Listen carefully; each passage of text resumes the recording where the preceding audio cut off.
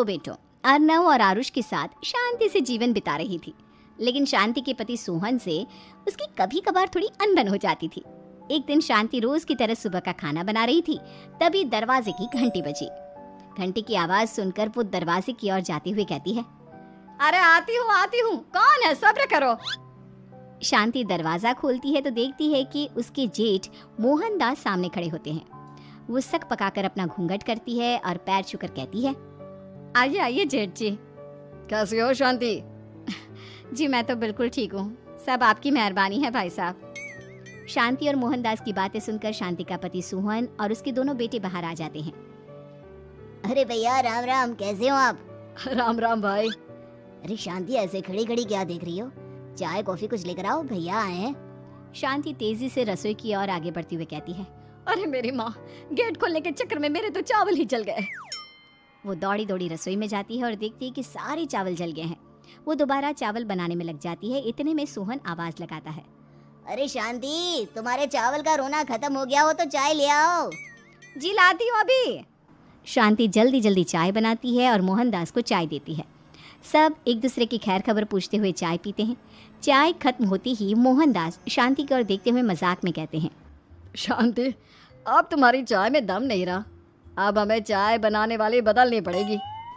ये कैसे मुमकिन होगा जेठ जी? घर और बाहर का सारा काम मुझे ही करना पड़ता है और कभी कभी जल्दी जल्दी के चक्कर में काम बिगड़ जाते हैं, जैसे आज चावल जल गए। अरे इसी का तो हल लेकर आया हूँ। मैंने रिश्ता देखा है अर्नव और आरुष के लिए। दोनों लड़कियाँ बहुत सुंदर और सुशील हैं। अगर आप दोनों इजाज़त दें तो बात करूँ आगे। सोहन और शांति रिश्ते की बात सुनकर कहते हैं, अब ठीक है, बात चलाइए ना भैया, पर पहले लड़की के बारे में कुछ बताइए तो सही।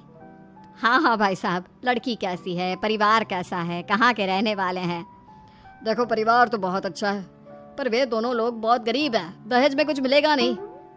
अरे हमें दहेज में कुछ चाहिए भी नहीं, बस लड़की संस्कारी होनी चाहिए। एक लड़की तो पढ़ी लिखी है और शहर की रहने वाली है, पर दूसरी अपनी गरीबी की वजह से पढ़ न सकी और गांव में रहती है। लेकिन दोनों है बहुत खूबसूरत। अगर तुम सबको देखते ही पसंद ना आ जाए तो मेरा नाम बदल देना। हाँ, पर तो हम आके मूंद कर भरोसा कर सकते हैं भैया। आप आगे बात चलाइए, हम शादी करने को तैयार हैं। कुछ ही दिन में अर्नव और आरुष की शादी हो जाती है। आरुष की शादी अनपढ़ लड़की मंजरी से हो जाती है, जो कि बहुत भोली भी होती है, और अर्नव की शादी पढ़ी लिखी लड़की तनुजा से हो जाती है, जो कि घमंडी और चालू होती है। एक दिन मंजरी घर के काम कर रही थी कि अचानक शांति उसे आवाज लगाती है, बड़ी बहू, ओ बड़ी बहू, मंजरी जल्दी यहाँ आओ।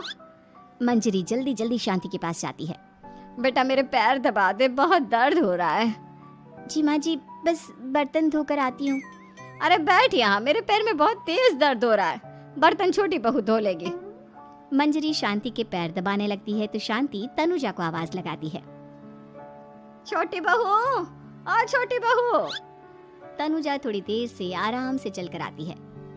जी माँ जी, आपने बुलाया मुझे? आपको कोई काम था क्या? तो कुछ काम कर रही है या?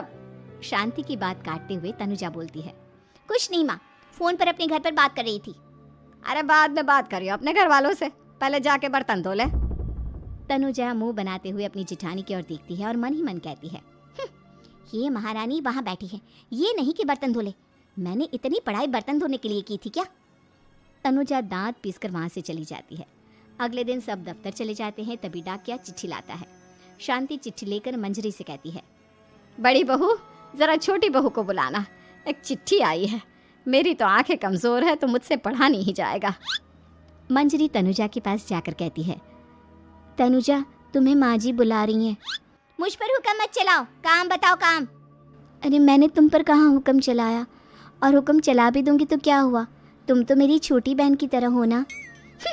तुम जैसी अनपढ़, जाहिल और गांव की गवार मेरी बहन नहीं हो सकती। बेचारी मंजरी तनुजा की बात सुनकर अपना सा मुंह लेकर रह गई। कोई चिट्ठी आई है, माँ जी तुमसे पढ़वाना चाहती है, बस इसलिए बुला रही हैं।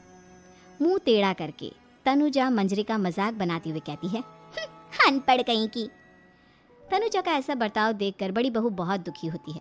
तनुजा को अपनी पढ़ाई का घमंड इतना हो गया कि अब वो घर के कोई काम नहीं करती और अपनी जेठानी का मजाक बनाती रहती। तनुजा का ये बर्ताव अब उसकी सास को भी नजर आने लगा था। एक दिन शांति ने अपनी बड़ी बहू से कहा, मंजरी, तनुजा हर समय तुम्हारा मजाक उड़ाती है, तुम्हें गुस्सा नहीं आता क्या? आता तो है माँ जी, लेकिन मैं क्या करूं? जब भी उसे कुछ बोलती हूँ वो और भी जली कटी बातें मुझे सुनाकर चली जाती है। मैं उसे अपनी छोटी बहन की तरह प्यार करती हूँ, लेकिन उसके दिल में मेरे लिए कोई इज्जत नहीं। बहू, तूने वो कहावत सुनी है, जुल्म करने वाले से ज्यादा जुल्म सहने वाला अपराधी होता है। मंजरी अपनी सास का इशारा समझ जाती है। वो अपनी देवरानी को सबक सिखाने की ठान लेती है। और एक दिन शांति अपनी दोनों बहुओं के साथ बैठी थी तो शांति अपनी बड़ी बहू से पूछती है, अरे बहू, शाम होने को है, कुछ सोचा है क्या बनेगा खाने में? माँ जी, मेरे तो सर में बहुत दर्द है आज। मेरी प्यारी देवरानी ही कुछ अंग्रेजी खाना बनाकर खिलाएगी। सुना है पढ़े लिखे लोग अंग्रेजी खाना बहुत अच्छा बनाते हैं, क्यों तनुजा? इतना कहकर मंजरी अपनी सास की ओर देखकर मुस्कुरा दी। तनुजा अपनी तारीफ सुनकर बहुत खुश हो गई। इतने में शांति कहती है, ये तो सच बात है छोटी बहू, ये तो मैंने भी सुना है। हम भी पक गए हैं बड़ी बहू के हाथ का खाना खा खा कर। तनुजा, तुम्हारी माँ भी तो तुम्हारे खाने की बहुत तारीफ करती है, आज हमें भी खिला दो कुछ अच्छा सा बनाकर। शांति की बात सुनकर छोटी बहू और आसमान पर चढ़ गई, पर उसे ये कहाँ पता था कि उसकी सास और जेठानी उसे सबक सिखाना चाहती हैं। तनुजा अपनी तारीफ सुनकर खुश तो बहुत होती है, पर सोचने लगती है, मुझे तो कैसा भी खाना बनाना नहीं आता। अब मैं क्या करूंगी? अगर मैंने इनको सच बता दिया तो मेरी सारी इज्जत मिट्टी में मिल जाएगी। अरे छोटी बहू, क्या सोच रही हो? खिलाओगी ना अपने हाथ का अंग्रेजी खाना? छोटी बहू हाँ में सर हिला देती है। अचानक से उसके दिमाग में एक आइडिया आता है। मैं इंटरनेट से देखकर कुछ बना लेती हूँ, मेरी वाहवाही पूरे घर में हो जाएगी। मुझे कौन सा रोज रोज बनाना है। माँ जी, आज आप सबको ऐसा खाना खिलाऊंगी कि। इतने में शांति छोटी बहू की टांग खींचते हुए कहती है कि पता नहीं कैसा खाना खिलाओगी। ए ऊपर वाले, हमारी रक्षा करना। इतना बोलकर शांति और मंजरी दोनों जोर जोर से हंसने लगते हैं। अब तनुजा रसोई घर में चली जाती है और खाने की तैयारी करने लगती है, पर उसे रसोई घर की चीज़ों के बारे में तो कुछ नहीं पता। जैसे तैसे सारी चीज़ें निकालती है और इंटरनेट पर देखकर खाना बनाती है। कुछ ही देर में सब लोग घर आ जाते हैं। अरे सुनते हो, आज का खाना हमारी छोटी बहू बना रही है। अरे वाह, आज तो फिर कुछ अंग्रेजी खाना खाने को मिलेगा। कुछ ही देर में खाना बन जाता है तो छोटी बहू सबका खाना लगा देती है। इतने में बड़ी बहू कहती है, क्या बात है देवरानी जी, आज तो बहुत अच्छी खुशबू आ रही है। ये बात तो सही कही बड़ी बहू तूने, खुशबू तो अच्छी है। ऐसी खुशबू तो मेरे खाने में भी नहीं आती। सब मिलकर छोटी बहू की बहुत तारीफ करते हैं और छोटी बहू 7वें आसमान पर बैठ जाती है। अब सभी खाना खाते हैं। जल्दी जल्दी दो, अब तो मुंह में पानी आ रहा है। हाँ हाँ, मुझसे भी नहीं रुका जा रहा। जैसे ही सोहन एक निवाला खाता है तो उसकी आंखों से पानी आने लगता है। ये देखकर शांति सोहन से पूछती है, क्या हुआ जी, खाना इतना अच्छा बना है कि आंखों से पानी आ गया? सोहन चुप रहता है और धीरे धीरे से खाना शुरू कर देता है। इतने में सोहन छोटी बहू से कहता है, बेटी तुम भी तो खाओ, तुम क्यों रुकी हो? खाना सच में बहुत अच्छा है। ये कहकर सोहन जोर से हंस देता है। फिर सब खाना खाने लगते हैं, लेकिन खाने में नमक और मिर्च तेज हो गई थी। तनुजा से कोई कुछ नहीं बोलता, बल्कि उसे भी खाने को कहते हैं। जैसे ही छोटी बहू खाना खाती है वो पानी पानी कहकर चिल्लाती है, पानी, इसमें तो पानी। ये खाना तो सच में इतना अच्छा बना है कि हमारे साथ साथ देवरानी जी भी इसके स्वाद को कभी नहीं भूल पाएंगी। सही कहा बहू। तनुजा को अपनी गलती का एहसास हुआ और उसने अपनी सास से कहा, माँ जी ये मेरी गलती नहीं है, इंटरनेट पर दिखाया था कि 4 चम्मच नमक और मिर्च डालने हैं। अब मंजरी को भी मौका मिल गया और उसने तनुजा पर तंज कसा, नाच न जाने आंगन टेढ़ा, हर जगह अपनी पढ़ाई दिखाती हो, दूसरों का मजाक उड़ाती हो। अब पता चला ना, हर चीज़ में पढ़ाई काम नहीं आती। और तुम तो शहर में रही हो, तुम्हें तो मुझसे भी अच्छा खाना बनाना आना चाहिए ना।